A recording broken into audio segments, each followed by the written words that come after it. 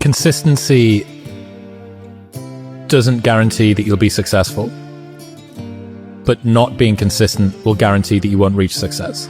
To be successful at anything, the truth is you don't have to be special. You just have to be what most people aren't. Consistent, determined, and willing to work for it. No shortcuts. Consistency, consistency, consistency, man. That's the name of the game, bro. Don't get much simpler than that. If you keep going every single day and don't stop, your competition will fall off. Grind every day, one foot in front of the other, bro. And I promise you, I'm gonna be lapping these folks, bro. Do so much work, it would be unreasonable for you not to be successful. Every single day, work at it. I mean, it's been a struggle some days, I won't lie. Some days I'm like, man, this is tiring. This is hard. Now I embrace the hard. If you don't see results in the first 2 days or the first week, I'm done. That's the mentality of most people. The struggle is too real. We're not patient. No one is patient. And for you to lose weight, for you to stop drinking, if you whatever the hell you're going through, it takes a lot of patience, a lot of time, and a lot of plateaus. You're gonna hit so many plateaus. If you don't know how to get around that plateau, it's not gonna happen fast. There is no hack, man. There's no hack. Instead of spending time getting in the mood to work, just start working. Confront the work. People think they need perfect conditions to start, when in reality, starting is the perfect condition. This is your opportunity to change anything. Behaviorally, you can change anything you want. Not everything you want, right? That's the problem. You can become anything you want behaviorally, but you can't be everything you want. So you need to pick a small number. What would have to happen at the end of next year to look back and consider this year a success? I think that really helps to just give you a bit more perspective. And it usually comes down to only a few things. Setting the bar unrealistically high does not increase your performance. Imagine this. Imagine that you went into a buffet and you made your plate as big as possible. You said, I want all of these things. I'm going to put all of this stuff on my plate. And my stomach is going to expand to be able to fit it. That's not the way that our stomachs work. And that is not the way that our workloads work. So, first rule, in order to pick something up, you have to put something down. Don't assume that just because you've loaded more onto your workload plate, your work capacity will expand to be able to fit it into your stomach. Like, that's not the way that it works. Make the assumption, I can do no more than I'm doing now. I can switch stuff, but I can't add more in. Maybe you can. Maybe you're going to be able to squeeze your phone time. Maybe you're going to be able to become more efficient, more productive, whatever. But it's safer to just assume this is the pie that I'm playing with. And in order to pick something up, I have to put something down. That means I'm going to have to take something off the plate. We don't think about subtraction because we think of addition. Unfortunately, you can't take somebody else's purpose or success. You can't wear it as a suit. It's a bad idea, right? Because it's going to not fit. Let go or be dragged. That means if you're not careful with how you design what it is that you chase after, you can spend your entire life realizing that you climbed a huge fucking ladder that was leaning up against the wrong wall. The big picture goals are going to be hard for you to get to. But if you just think 1 year ahead, okay, now we can start to talk about a plan to do that.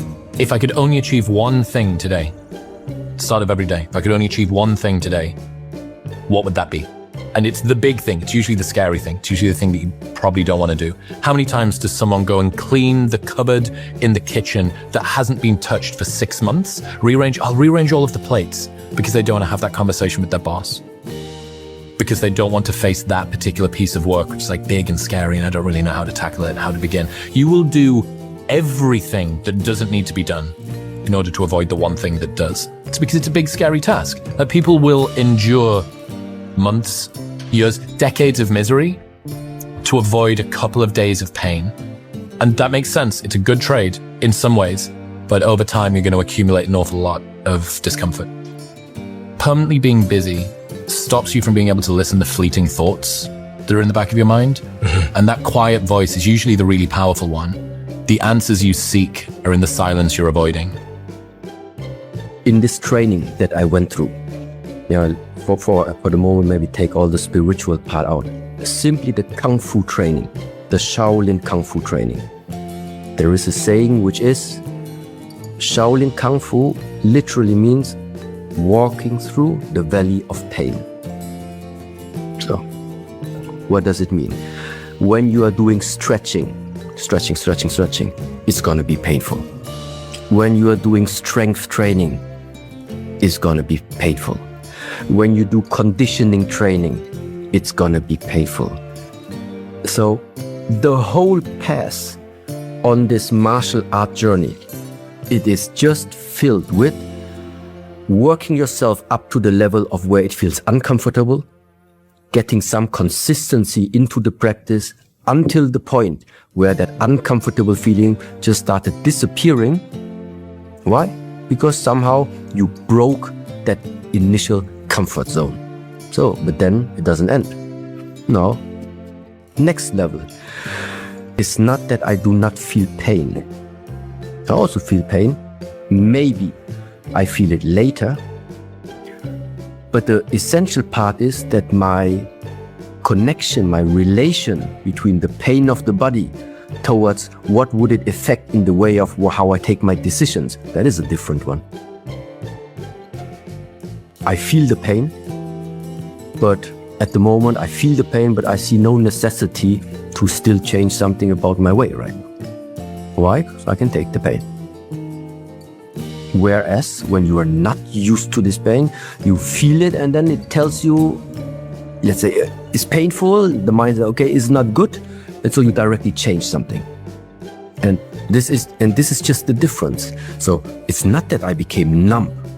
No, I just feel there is an additional layer that I can observe about myself. It is painful,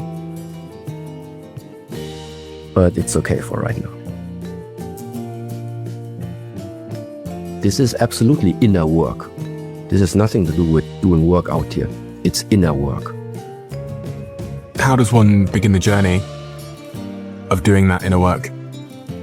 You give trust in the vision that when you are investing your time right now to become more aware of yourself, of your emotional state, that this is going to benefit your life.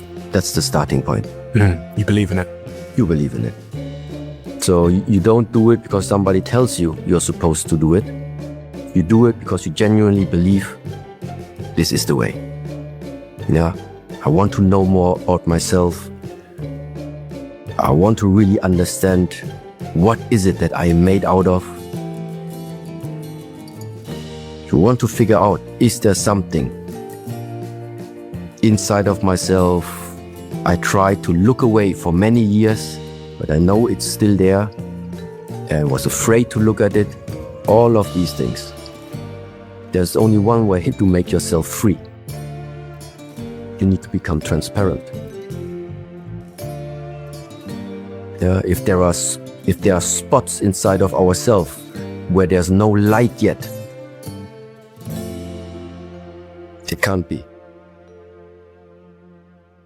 It can't be. Bringing light to everything that has been in the dark. This is another area of the past, which at some point everybody will face.